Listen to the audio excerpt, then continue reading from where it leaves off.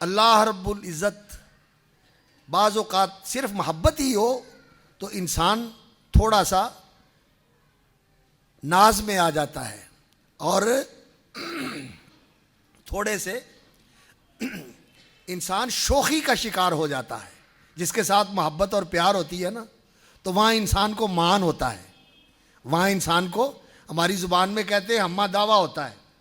تو ہمیں دعوے کے ساتھ کبھی کوئی ایسی بات بھی کر دیتا ہے جو عام طور پر ٹھیک نہیں ہوتی, لیکن پیار کے اندر کہہ دیتے ہیں کہ کوئی بات نہیں, اس نے پیار میں یہ بات کر دی ہے. لیکن اللہ رب العزت کی عظمت, اس کا جلال, اس کی کبریائی, اس کا جبروت اور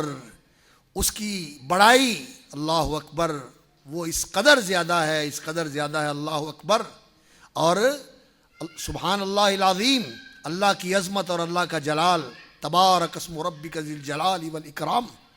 یہ اس قدر زیادہ ہے کہ وہاں انسان اس محبت کے ساتھ کسی شوخی کا اظہار نہیں کر سکتا, کسی شوخی کا اظہار نہیں کر سکتا, بلکہ جتنی زیادہ اللہ رب العزت کے ساتھ محبت ہوتی ہے اتنی ہی اللہ رب العزت کی عظمت اور اس کے جلال کا انسان کو ادراک ہوتا ہے, اور انسان اس کی خشیت, اس کے خوف, اس کی عظمت کے ساتھ اس کے ڈر اور اس کی رہبت سے بچھا جاتا ہے, دبا جاتا ہے. جتنا زیادہ اللہ رب العزت کے ساتھ پیار کرتا ہے اور اس کی طرف آگے بڑھتا ہے, اتنا ہی زیادہ اپنے آپ کو اس کے سامنے گرا دیتا ہے, مٹا دیتا ہے اور اپنے آپ کو اس کے سامنے نوا دیتا ہے.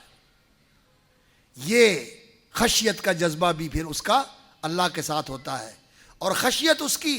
اس لیے نہیں کہ وہ بڑا انتقام لینے والا ہے اور بڑا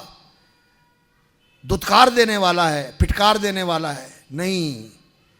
یہ بھی اس کی رحمت کی وجہ سے ہی انسان اس سے ڈرتا ہے. من خشی الرحمن بالغیب, جو رحمان سے ڈرتا ہے بن دیکھے, اس کی رحمت ایسی ہے جو انسان کو اس کی خشیت کے اوپر آمادہ کرتی ہے, جو اس کی خشیت کے اوپر آمادہ کرتی ہے. لمن خشی الرحمن بالغیب وجاء بقلب منیب وازلفت الجنۃ للمتقین ادخلوها بسلام آمنین ذالک لمن خشی الرحمن بالغیب وجاء بقلب منیب ادخلوها بسلام ذالک یوم الخلود. انہیں جنت میں داخل کیا جائے گا اس لیے کہ وہ اس رحمان سے ڈرتے رہے ہیں, اس سے ڈر کر انہیں زندگی گزاری ہے. تو محبت بھی اسی کی اور خشیت بھی اسی کی, خوف بھی اسی کا. اور یہ خوف ایسا نہیں ہے کہ جس کی وجہ سے انسان اس سے بھاگے اور اس سے دور جائے, اس سے بچے, بلکہ یہ خوف ایسا ہے کہ اس محبت کے ساتھ انسان جس سے ڈرتا ہے اسی کی طرف بڑی قریب ہونے کی اور اسی کی طرف لپکنے کی, اور سچی بات یہ ہے کہ اسی سے چمٹنے کی انسان کوشش کرتا ہے کہ میں جا کے